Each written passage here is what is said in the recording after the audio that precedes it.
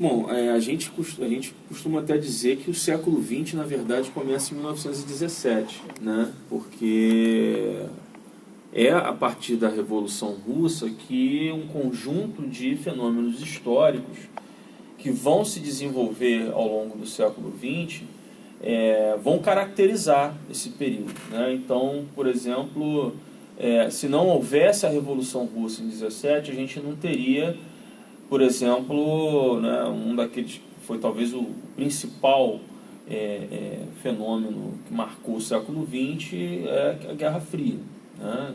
A disputa entre Estados Unidos e União Soviética por áreas de influência no mundo, enfim.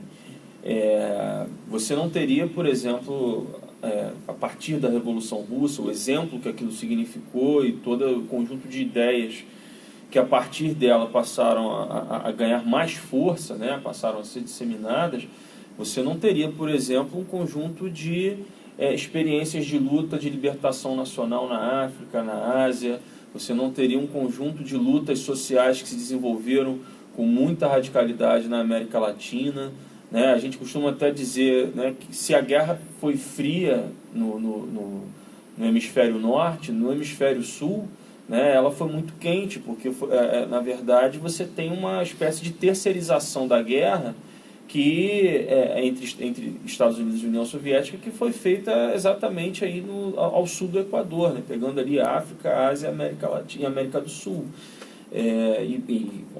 Também a América Central, considerando que a América Central está no hemisfério norte, né? Mas enfim, a periferia do mundo ela vai ser diretamente afetada, né, por esse processo, né, de Guerra Fria, que não teria existido se não fosse 1917, né? Na Europa Ocidental, por exemplo, a gente não teria, né, eles, né, infelizmente a gente não chegou nem perto disso, mas eles não teriam, por exemplo, experimentado algumas possibilidades de construção de sociedades embora capitalistas, mas com um nível menor de desigualdade social, né? Aquelas experiências que a gente chama de bem-estar, experiências de estado de bem-estar social, né? Eles tiveram uma relação direta com a Revolução Russa na medida em que o estado de bem-estar social, enfim, esse conjunto de direitos e de políticas sociais que vão caracterizar ali alguns países da Europa Ocidental, e muito tem a ver com o fortalecimento da esquerda e sobretudo dos comunistas nesses países.